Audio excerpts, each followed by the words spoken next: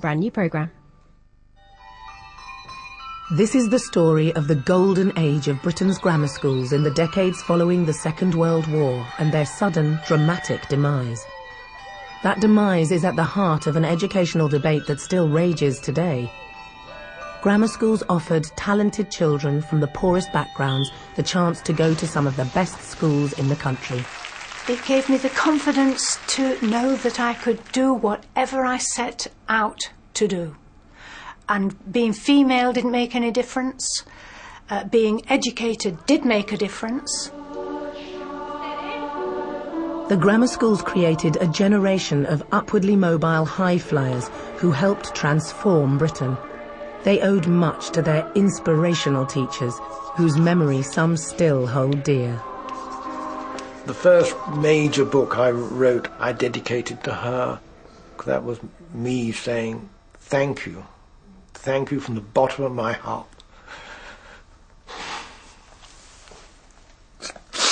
Make me cry. By 1964, there were 1,300 grammar schools in Britain. They educated a quarter of all secondary school pupils and were at the height of their success. But in the 60s and 70s, a cultural revolution that aimed to create a more open and equal society swept away the grammar schools and the ladder to success they'd provided. To some, it seemed like an act of educational sabotage. The school was no longer able to deliver to future generations of boys the amazing opportunities that had been offered to us. And that seemed both stupid, and it seemed like vandalism, and it seemed like a tragedy. The grammar school was on the way out.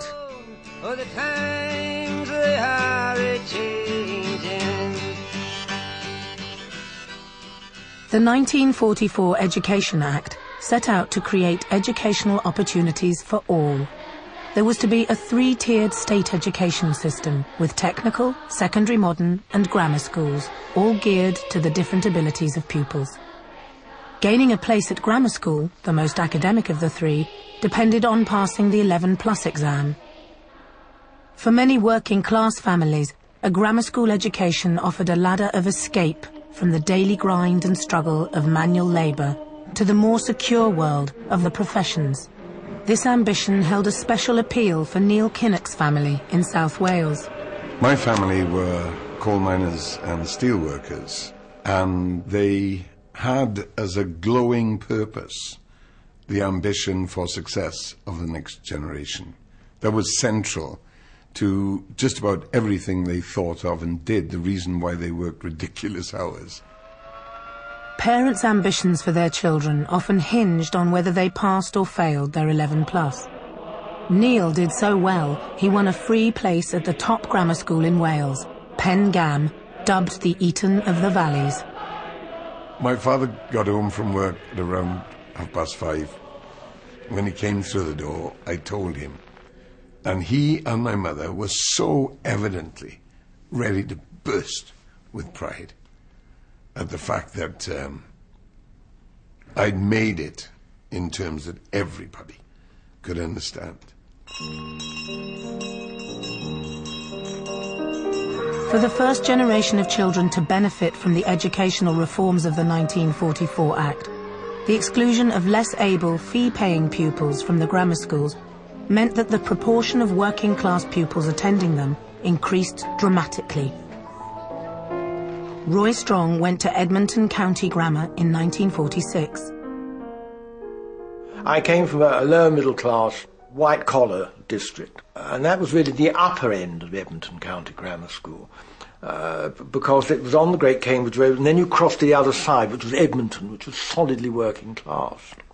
And those boys were often incredibly impoverished, and one would see teachers really go out of their way to help those people. I mean, I actually saw one or two teachers actually slip money to some of those absolutely impoverished, bright people. And there was a sense of heroism after. They were, I think, I believe most of those teachers were committed socialists, seeing a golden dawn of opportunity for people who had been completely denied this way of ascending with their intellect. So in a way, it was an heroic period. Jan Garbett, the daughter of a bus conductor in Coventry, grew up in poverty. But in 1956, she did so well in her 11+ that she won a place at Bars Hill Grammar, the city's top grammar school for girls. I had never seen anything so beautiful as going through these gates and seeing this glorious school, and to think that that was where I was going to go every day to do things that I knew that I was going to enjoy. It was fantastic. And inside the building, the smell of the oak floors and the wood panelling of this beautiful, beautiful building, and the smell, I still retain that to this day. They say smells evoke memories, don't they? And the smell of the oak panelling and the wood of that glorious building evokes the strongest memories of my school days. Barbara Jones came from an impoverished mining family in Nottinghamshire. In 1949, she won a place as a boarder at the prestigious Queen Elizabeth Grammar School for Girls in Mansfield. With its emphasis on impeccable behaviour at all times, it was a world apart from her home life. Being a boarder was special. Manners had to be perfect and we had to behave with decorum. Very Victorian values, and so we would sit at the table eating properly with the correct knife and fork, with our mouths closed.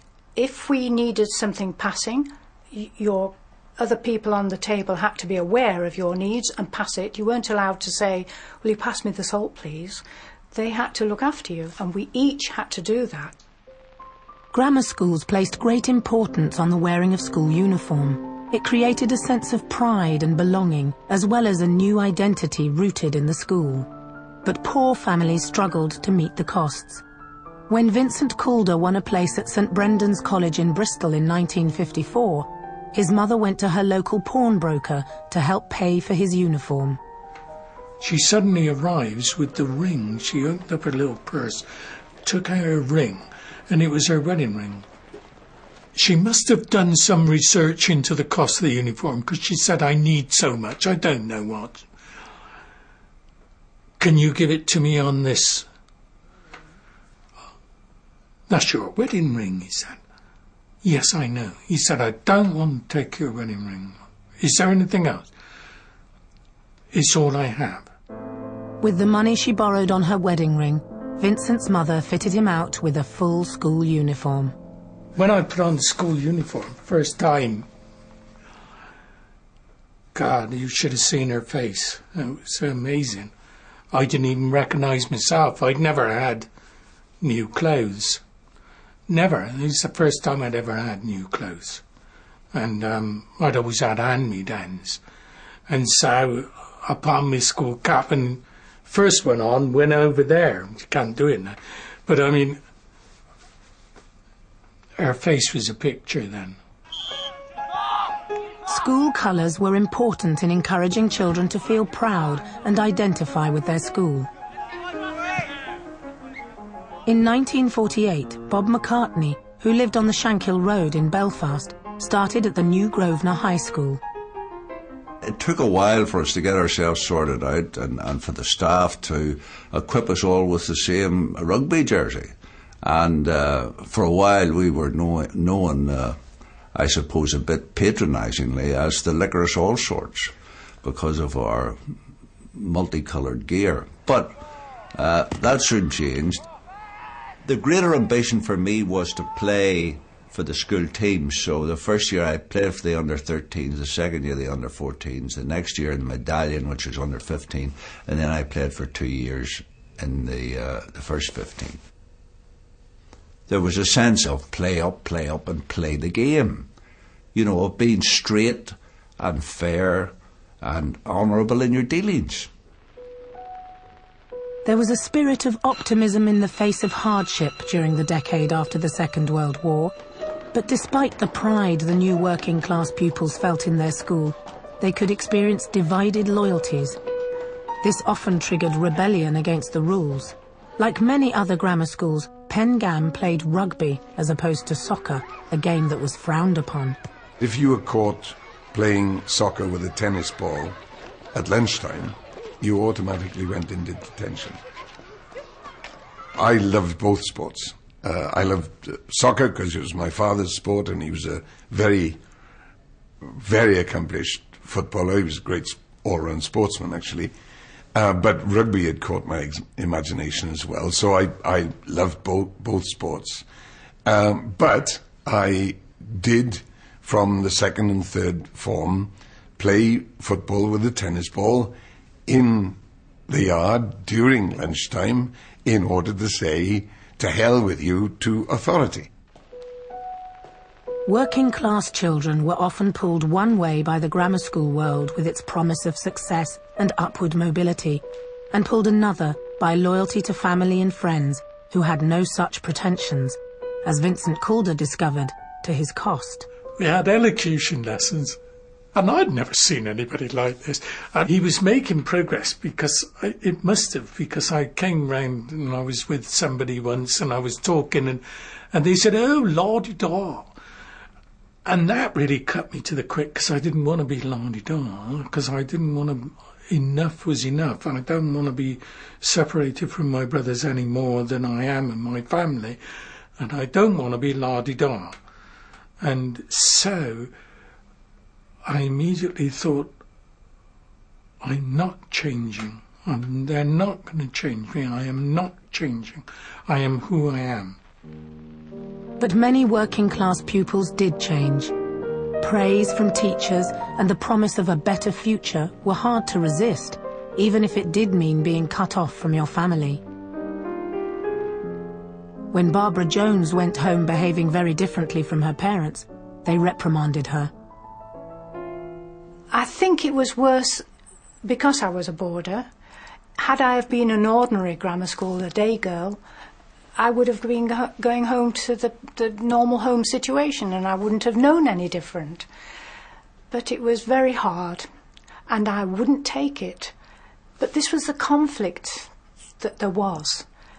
Here was somebody who was disobedient and superior in their view, and they felt threatened by this because I'd gone out of their comfort zone.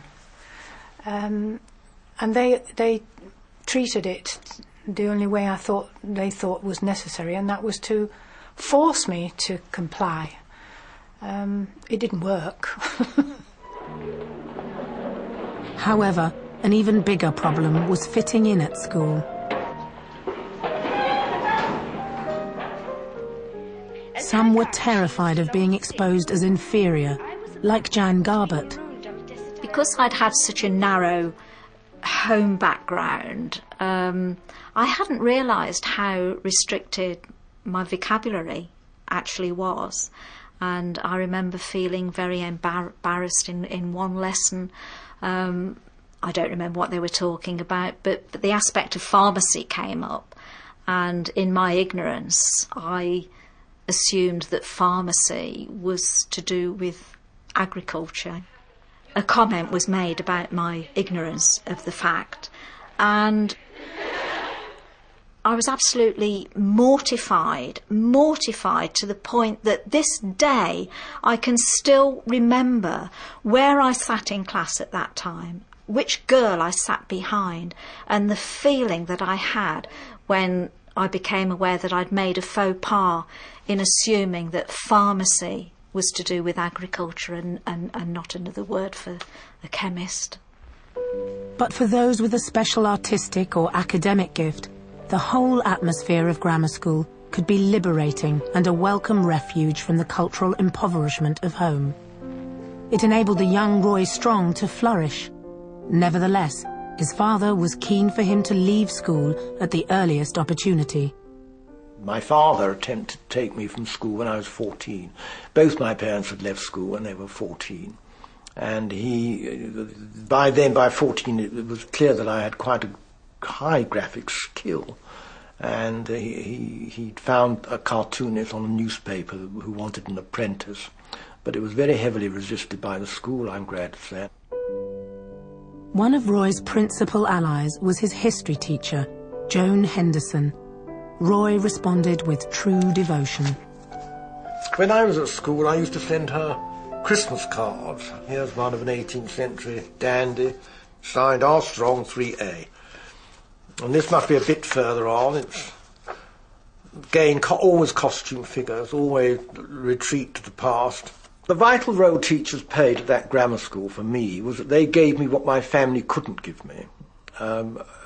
Because they couldn't, because they hadn't got it. They had not the education, they had not the inclination towards the arts or any of the sort of things I was interested in at all, really.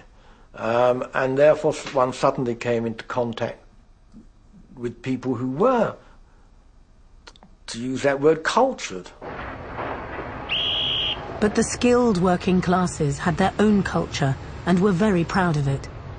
For children who grew up in craft-based communities, like those which served the shipbuilding industry in Northern Ireland, the apprentices' skills had equal status to any academic knowledge learned at grammar school. There was absolutely no feeling, none whatever, that the grammar school boys were in any way superior to their contemporaries who were in work. And I can remember a chap who was an apprentice joiner in the shipyard. And there, after their third year of their apprenticeship, they had to produce a workpiece. His workpiece, almost medieval, which he had to offer to the man he was apprenticed to, was a jewel box. And everybody thought it was so terrific, and he was so evidently proud of it. And but you know, people like me admired him for what he could do. Just as he might have admired us, who knows, for being smart or having access to a bit of knowledge which he didn't share. In the 50s, the biggest threat to grammar schools and their values was the rise of a new and rebellious working-class teenage culture. Originating with the Teddy Boys and driven by rock and roll music, this promised a much more exciting world than book learning. Most of all, it offered freedom from the rigid school rules for boys like Vince Calder. We were alive with a vibrancy which, when you sit in the class, hands on the desk, or like this, you see me still do this time and time again, fold arms. That was how you spent your day. Just imagine then when you got out and you heard this music, it burst you out and you came alive. Well, since my baby left me, well, I found a new place to dwell. Well, it's down at the end of Lonely Street, that Heartbreak Hotel. Heartbreak Hotel was the first record I ever bought, and that described how I was feeling. Heartbreak Hotel. He sang that amazingly, and that was, the rhythms and the sounds were there, you know, this wonderful, slow, drawn out, agonizing thing. It was describing my sort of teens. I wanted to be somewhere else, and I didn't know where I wanted to be. The high ambitions of grammar schools for their pupils' future careers were becoming out of step with the real lives of the new working-class teenagers. Some simply could not afford to continue into the sixth form, especially teenagers from poor families like Jan Garbett. We all had to troops into the headmistress's office and discuss hopes for further education and what we intended to do. When I told her that I'd been accepted on a hairdressing course, she was really quite dismissive of the whole situation and sort of didn't give me any encouragement. She knew my home situation. She must have known the type of situation that I was in at home, and that further education, certainly to university, was out of the question. Jan became a hairdresser and later manageress of a salon. Very few of the first generation of post-war working-class pupils who passed their 11+ and got to grammar school progressed to the sixth form, especially the girls. Barbara Jones's father was in no doubt that she had to start work. There was no argument about it. There was no discussion. That was it. So I had to get a job. But I didn't work in a factory like all the other girls of my era did. One of the girls at school said that she'd applied for a job as a GPO telephonist. And I thought, that sounds really posh. I don't know what a GPO telephonist is, but it sounds good. And so I applied too to become a GPO telephonist. By this time I did know what it was, and I did become a GPO telephonist. But inspired by her grammar school education, Barbara later became a civil servant and a feminist, committed to giving more opportunities to young people. The temptation of teenage independence prompted many working-class grammar school boys to leave and start a job as soon as they could. To buy into the lifestyle they wanted, they needed money. In 1960, Vince Calder left school after deciding not to stay on in the sixth form. It was my chance to be who I wanted to be, not who somebody else wanted me to be. I was going to dress, I was going to go, I was going to do what I wanted to do. And all the discipline, all the restrictions that had been on me, couldn't take it anymore. The feeling of letting down his mother's grammar school hopes and ambitions continues to haunt Vince to this day. She wanted something special for me, and I know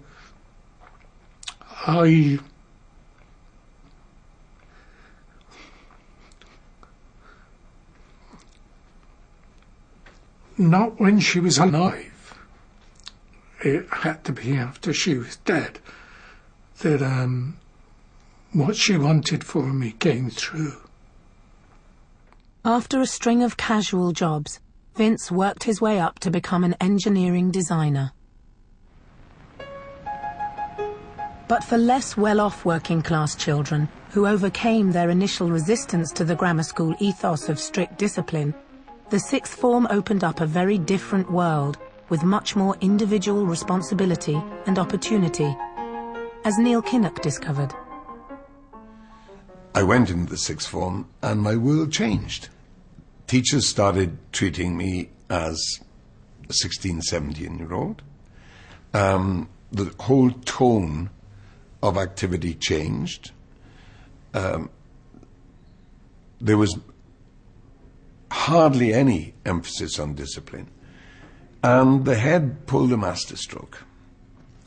Instead of making me a sub-prefect, which was usual in the first year of the sixth form, he made me a full prefect immediately, on the basis that awarding me responsibility would produce a positive result. Neil Kinnock never looked back. One of the leading political figures of his generation in Britain and Europe, he's been called the greatest Prime Minister we never had. Had I succeeded in my various efforts to leave school after the age of 15, and they were repeated efforts, I would have so dismayed my parents that they would have felt betrayed almost because of the investment of hope as well as material support that they'd made in me. By the time I got to the sixth form, I was trying to paint Elizabethan miniatures, and they're all of the Virgin Queen looking like a mobile Christmas tree covered in jewels and gewgaws. Roy Strong's interest in Elizabethan portraiture was guided by his dedicated history teacher, Joan Henderson. There was only one printed catalogue, 1898, and it was in what is now the British Library. And she copied that in longhand, so that I could have it. That is something incredible for a teacher to have done for a kind of, 16, 17-year-old. Roy Strong's career quickly blossomed, and after completing an art history PhD, in 1967 he became the youngest director of the National Portrait Gallery at the age of 31. But Roy never forgot the huge debt he owed to his most inspirational teacher. I always remember the first major book I wrote on Elizabethan painting, The English Icon, I dedicated to her. and she came up and had lunch with me. I was director of the Portrait Gallery, and that was her book. That was me saying thank you from the bottom of my heart. Make me cry. She gave me so much.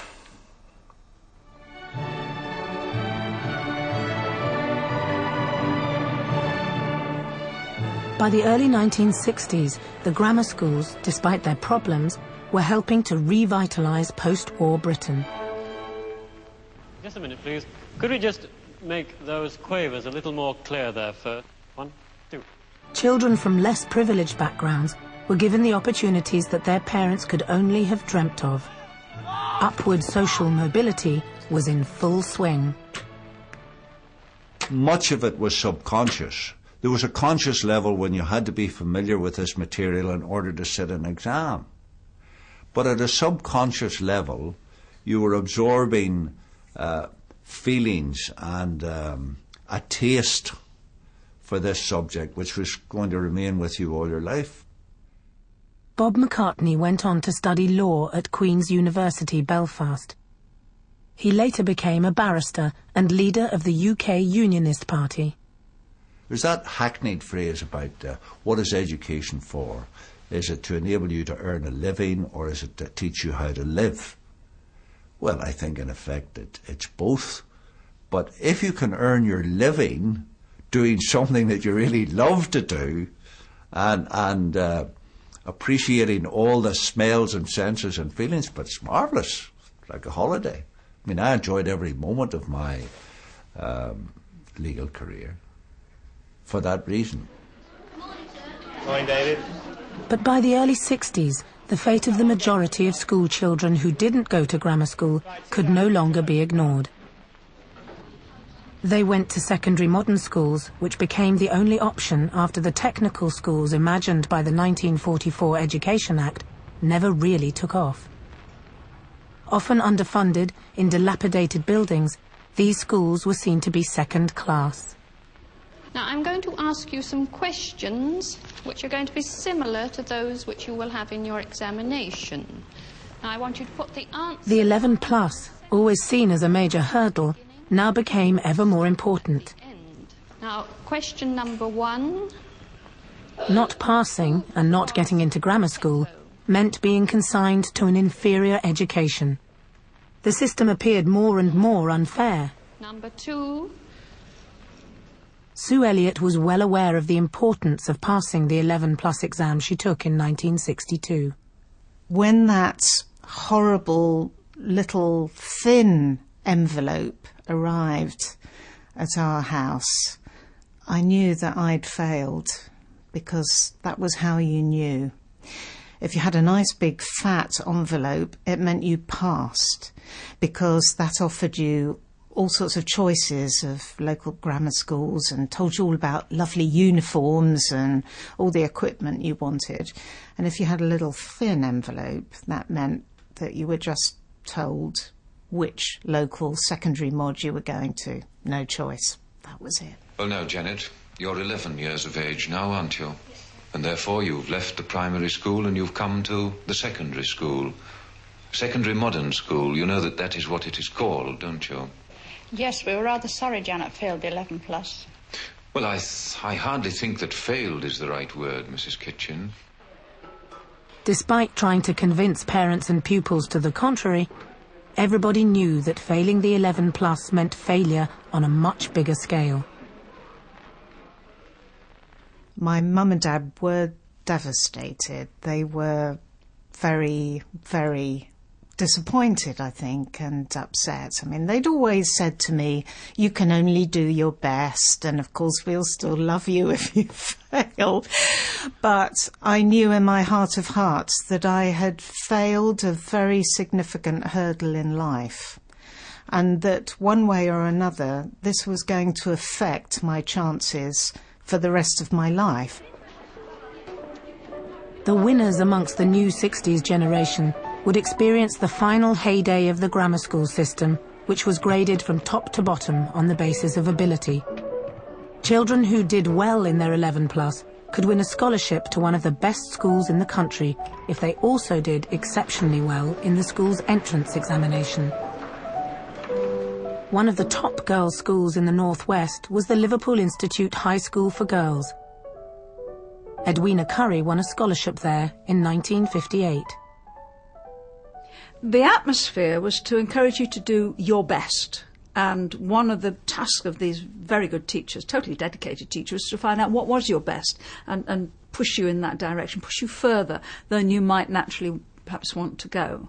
So I arrived at the school with the other Margaret Bryce scholars, only to find that we were skipping the first year, we were straight into the second year. From the word go, the brightest scholarship girls had to be high achievers.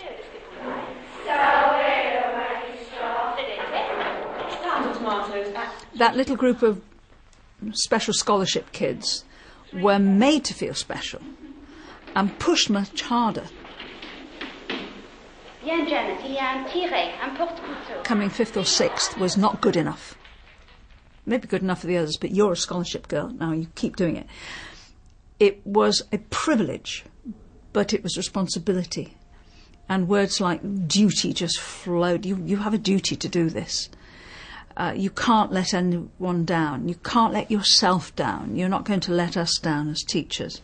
I think I've changed my mind a bit. I think that the poem is not really statements of fact. I think that this is really nearly... The top boys' grammar school in the country was Manchester Grammar. There was fierce competition to win a scholarship to MGS, but that was just the beginning of a relentless system of testing and class positions designed to push every pupil to the limit. Michael Wood started there in 1959. It was incredibly exciting because Manchester Grammar School changed everything. The beginning was scary, and they have fortnightly tests, known as fortnightlies, and you sit in the class according to where you did in the exam for each fortnight. And the first fortnightly was just sheer terror to me. You know, I'd never done any languages, for example, and I came not bottom but well into the 20s in a 32-person class, you see. And there was some I definitely detected a kind of attitude on the part of the teacher that you should do better, Wood. At Harrow County, the school film Makers of Men spelt out the school's message. The new boys, as first formers, entered the school on their very first day, feeling perhaps more than a little overawed by the occasion, and acutely aware that in this school only the best will satisfy the demand. The school measured its success by the number of pupils who went on to Oxbridge, and by a long list of illustrious alumni. When Michael Portillo won a scholarship there in 1964, he knew what he was up against. Competition was the very essence of the school. It was what drove it. We all wanted to succeed so much. The glittering prize was ahead of us. The glittering prize particularly was to go to university and to go to Oxford and Cambridge. As though to rub it home, in the hall where we assembled every morning, there was a thing called the Honours Board, which recorded all the boys over the generations who had managed to get to Oxford and Cambridge. And each term we would see the names of boys that we knew added in gold paint onto this beautiful wooden board. Harrow County School was so successful, its results were beginning to match those of its famous public school neighbour. Public schools like Harrow continued to educate the children of Britain's wealthiest families. In these exclusive fee-paying schools, privilege was entrenched. But by the early 60s, grammar school pupils were winning half of all Oxbridge places. The aura of the public schools, however, persisted. The school was set up in the shadow, literally, of Harrow School. Despite all that our grammar schools did for us, I don't think they ever made us quite as effortlessly confident or even as effortlessly charming as those public school boys.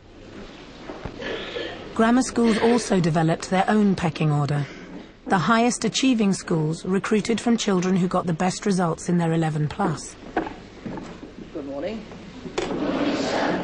But all grammar schools went out of their way to encourage the virtue of excellence in every aspect of school life. Roy Greenslade went to Dagenham County High. The implications of not being in the Premier League of grammar schools was not lost on Roy or his contemporaries.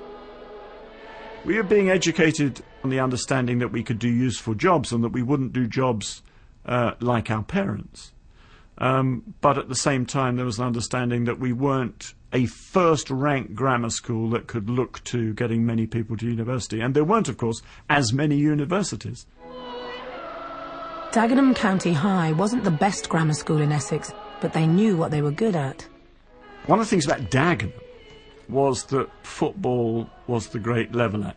There was this enormous pride around County High. OK, we are very aware that we're not quite up with Romford Royal Liberty or Hornchurch Grammar or Ilford County High. We're not, you know, they seem to be a class apart. But my goodness, we can play football and we can do it elegantly and brilliantly.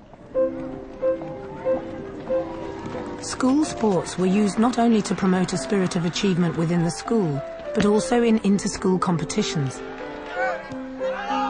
This gave Bob Miller, Roy Greenslade's friend from Dagenham High, a chance for his place in the sun. My saving grace at that grammar school was that I was good at sport. Sport, if you was not academically bright, and therefore when you got stream they put you into, in my case, a D stream, where you had to work at all the academic subjects, some of which I liked and some of which I didn't. There was always the fallback onto sport. And of course sport gave me the opportunity to represent Dagenham as a district level, and in some cases later on Essex at a county level. And all of this actually raised your status, I think, in the school, and for yourself it raised your own self-esteem. Sporting achievement helped many grammar schools create a strong sense of pride and identity, wherever they were in the academic league table. When Paul Boateng arrived at Apsley Grammar School in 1966, he was the only black boy in the school. The headmaster was keen for him to do well. I'll never forget my first day. I had a brilliant headmaster called V.J. Wrigley. So he takes me by the shoulder, gets me into some borrowed whites, and then we go over to the cricket team. And he says, you know, this is the school's great hope. We're now going to sort out the county in cricket. Unfortunately, he hadn't discussed this with me because I'm from Ghana, not from Guyana, and we don't do cricket in Ghana, we do football. So I'm afraid I wasn't the great black hope of Hertfordshire cricket, but what I was good at, and the headmaster soon cottoned on to this because he encouraged dissent and debate within his class, the general knowledge class, which he insisted on teaching himself. I became captain of the school debating team, and we won all sorts of trophies. And lead us not into temptation, but deliver us. There was no debate, however, as to which schools were at the bottom of the educational league table in the 1960s.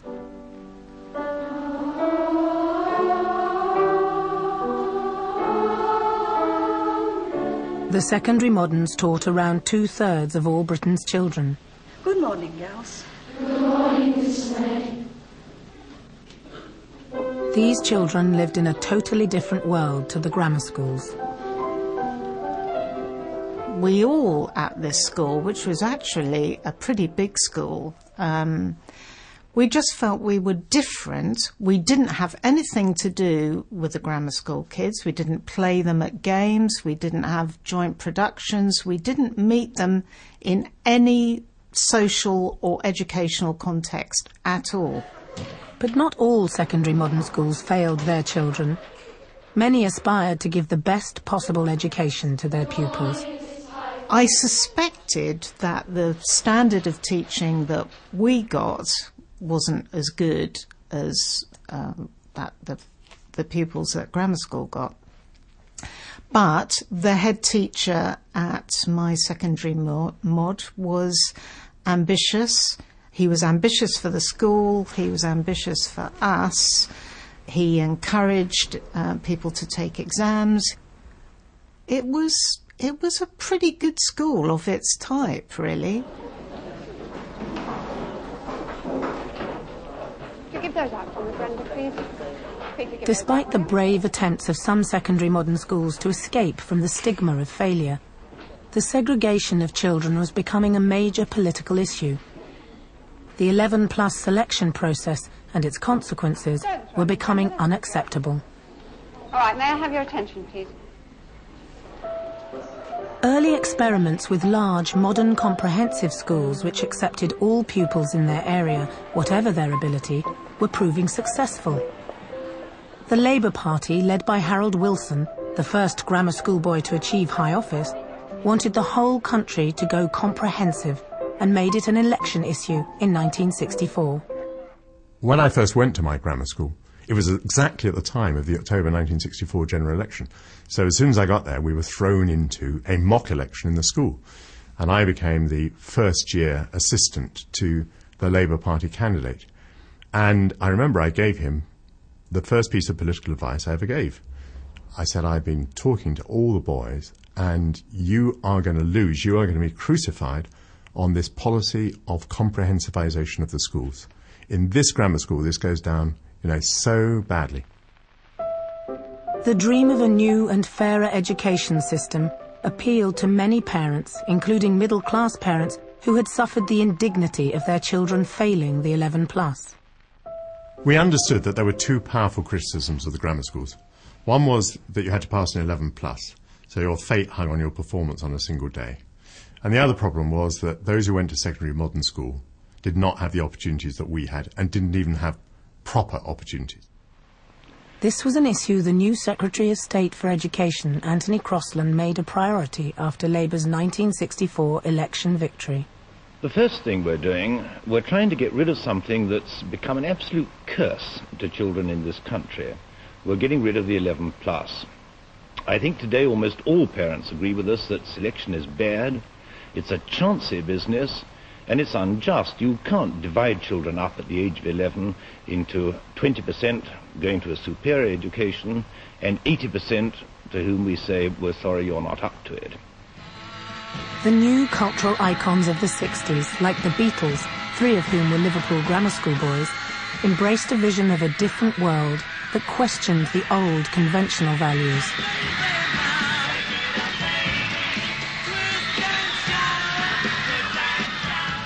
The grammar school was in danger of becoming out of touch and irrelevant for the young generation, but some schools rose to the challenge.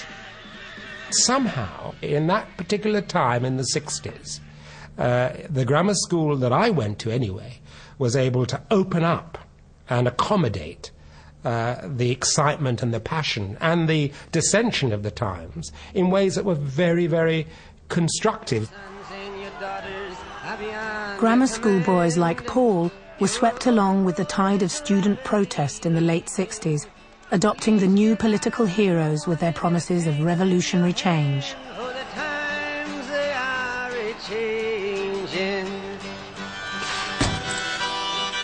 One of the most unlikely heroes was Chairman Mao, whose Little Red Book sold more than 1 billion copies around the world. We had gone down to London and we had brought 100 Little Red Books, Chairman Mao's lexicon. And the following Monday, we came to school, immediately after assembly, started selling them, and during the lunch break, and waving them. And I'll never forget that. And the headmaster sort of looked at us, raised an eyebrow, and passed on.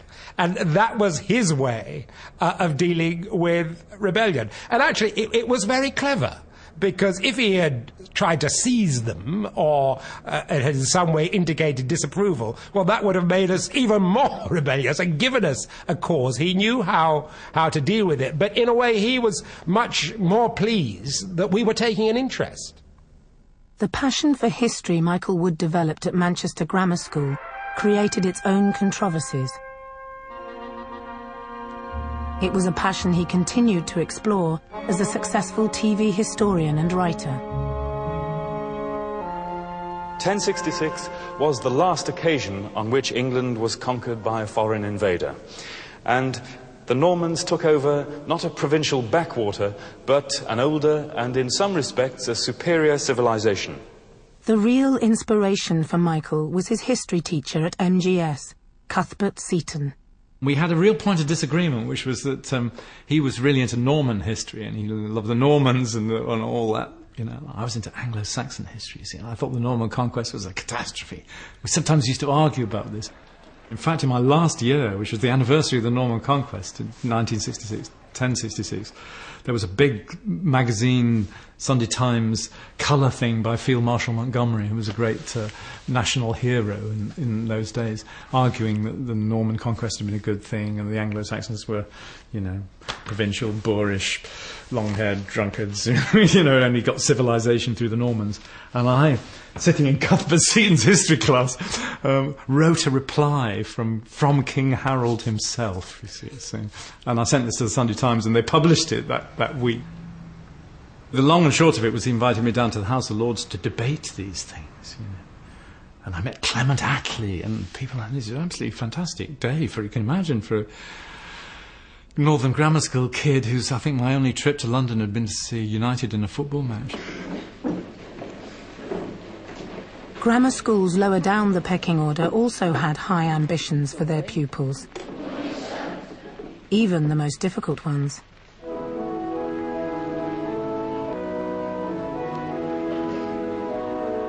Rebellious sixth former Roy Greenslade had got into trouble for a money-making scam he operated in the school library.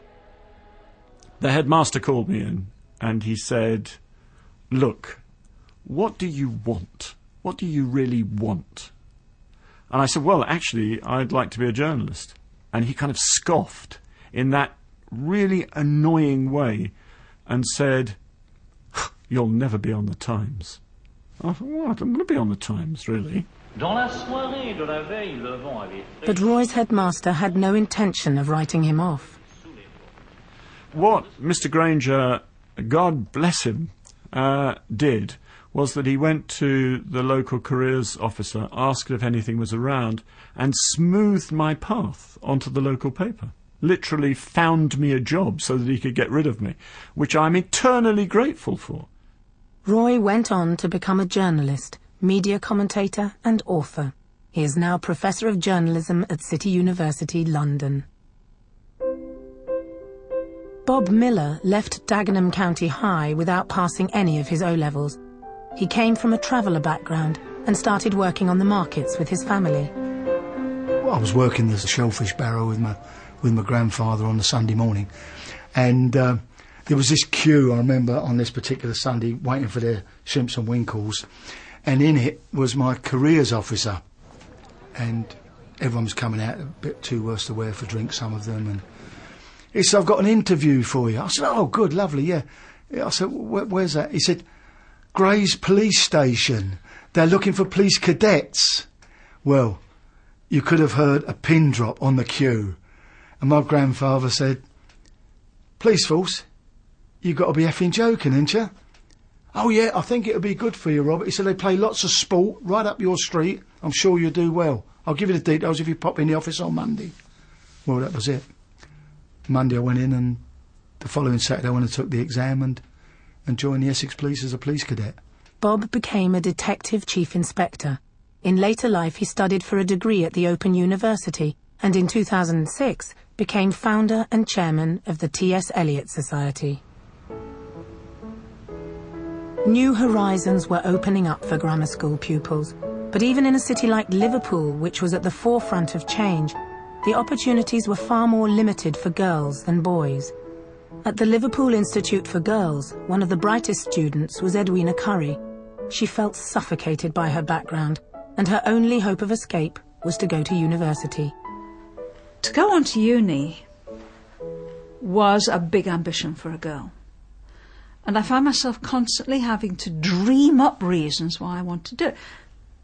The real reason I wanted to go to university was to get away from home, and to do it in a way that would not disgrace my parents. So it was very parallel to those girlfriends that got pregnant to get away from home and to have their own home. But I wasn't going to do that. And I had to justify myself. Edwina sat the Oxbridge entrance exam and interview. She was confident of passing, but needed to make a big impression to win the scholarship she needed to pay her way. It was just amazing. The whole experience is seared into my brain. When I got home, the phone was ringing. Liverpool Telegram Office here. It says, St Anne's College. Scholarship offered. Reply immediately.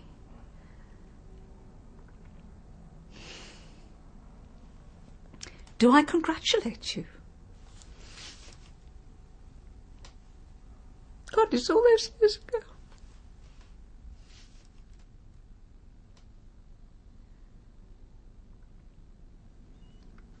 I had my ticket to ride. Never looked back. After her career as a Conservative politician ended, Edwina became a novelist and television personality. By the late 60s, grammar schools were on the way out. The Labour government persuaded and pressured them to go comprehensive. More than half amalgamated with local secondary modern schools. It was hoped the large comprehensive schools would create a grammar school education for all. But all too often they inherited the low ambitions of the secondary moderns. One of these was Sue Elliott's secondary modern, which became a comprehensive in her final year. My higher education options were pretty constrained, really. Nobody mentioned university to me. I loved drama and I desperately wanted to do drama.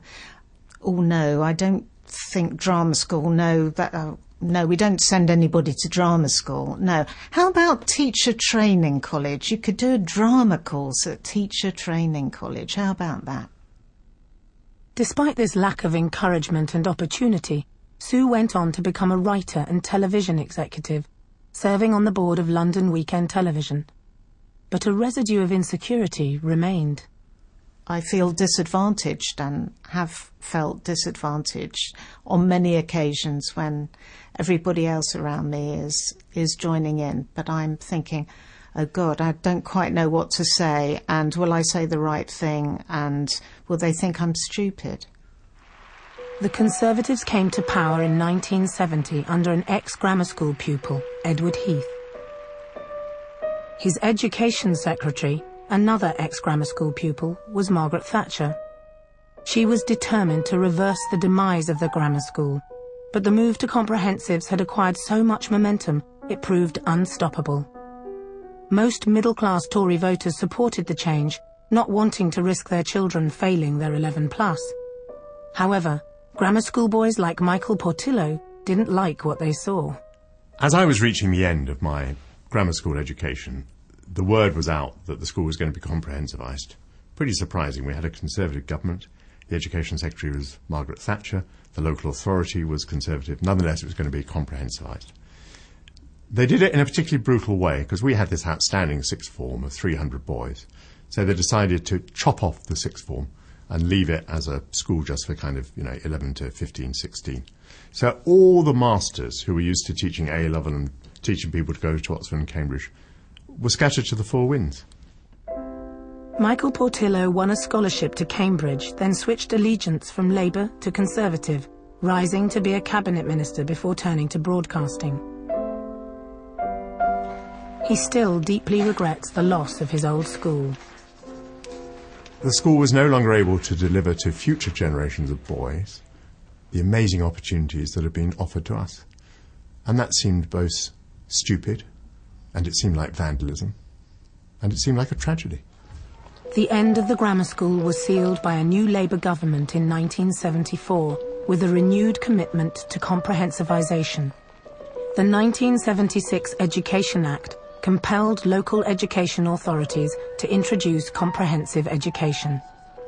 Grammar school boys like Paul Boateng, who was in his final year at Apsley Grammar School, were at the time unaware of the significance of these sweeping changes. There was a sense that something was going to change, very clearly, and there was a sense which the teachers clearly felt, of loss.